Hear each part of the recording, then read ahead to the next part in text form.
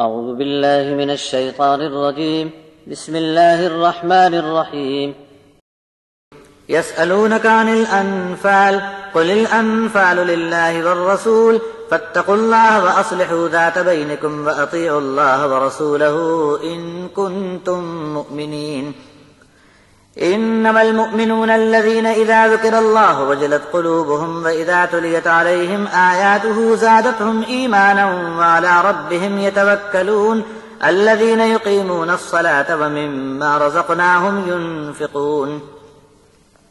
أولئك هم المؤمنون حقا لهم درجات عند ربهم ومغفرة ورزق كريم كما أخرجك ربك من بيتك بالحق وإن فريقا من المؤمنين لكارهون يجادلونك في الحق بعدما تبين كأنما يساقون إلى الموت وهم ينظرون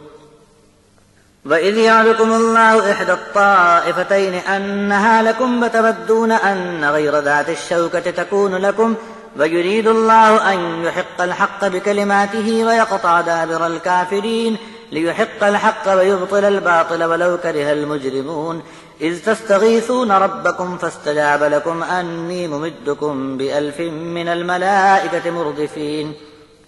وما جعله الله إلا بشرى ولتطمئن به قلوبكم وما النصر إلا من عند الله إن الله عزيز حكيم. اللہ کا نام لے کر شروع کرتا ہوں جو بخشش کرنے والا مہربان ہے. مجاہد لوگ تم سے سوال کرتے ہیں لڑائی میں ہاتھ آئے مال کے بارے میں کہ اسے کس طرح تقسیم کیا جائے.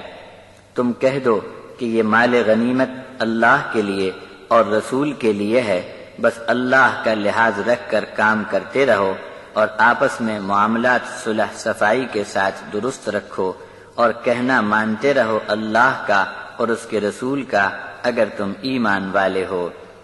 ایمان والے تو ایسے ہوتے ہیں کہ جب جب اللہ کا ذکر کیا جائے تو ان کے دل دہل جاتے ہیں اور جب ان پر اللہ کی آیات پڑھ کر سنائی جاتی ہیں تو ان کا ایمان بڑھنے لگتا ہے اور یہ لوگ اللہ پر خوب توکل رکھتے ہیں. ایسے لوگ نماز کو قائم رکھتے ہیں اور ہم نے جو کچھ ان کو رزق دیا ہے اس میں سے ہمارے نام پر خرچ بھی کرتے ہیں. یہی لوگ ایمان لانے میں سچے اور حق پر ہیں، ان کے لیے بڑے درجے ہیں ان کے رب کے دربار میں اور گناہوں پر ان کی مغفرت ہے اور روزی ہے عزت والی. بڑا اہم موقع تھا جب ایک حق کام پر تمہارے رب نے تم کو تمہارے گھر سے دور بڑی خوبی کے ساتھ روانہ فرمایا، جبکہ ایمان والوں کی ایک جماعت اسے ناپسند کرتی تھی. وہ تم سے بحث کرنے لگے تھے ایک ٹھیک بات پر جبکہ اس کا درست ہونا ثابت تھا. تب انہوں نے اپنا حال ایسا بنا لیا جیسے کہ وہ آنکھوں دیکھتے موت کی طرف ہانکے جاتے ہیں. اور جب تم کو اللہ نے وعدہ دے کر فرما دیا کہ دو جتھوں میں سے ایک تمہارے ہاتھ ضرور لگے گا اور تم چاہتے تھے کہ ان دونوں میں سے بے شوکت جتھا تمہارے قابو میں آئے، جبکہ اللہ نے ارادہ فرما لیا تھا کہ اپنے کلام سے حق کو حق ثابت کر دکھائے اور کافروں کی جڑ ہی کاٹ کر رکھ دے تاکہ سچ کو سچ اور جھوٹ کو جھوٹ کر دکھائے، چاہے مجرم لوگ کتنا ہی برا مانتے رہیں.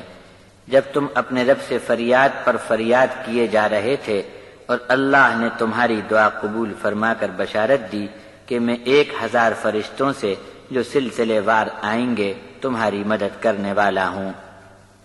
یہ بشارت تم کو دی کہ تمہارے دلوں کو اطمینان آ جائے، باقی نصرت اور مدد تمام کی تمام صرف اللہ کی طرف سے ہے اور یقیناً اللہ غالب حکمت والا ہے.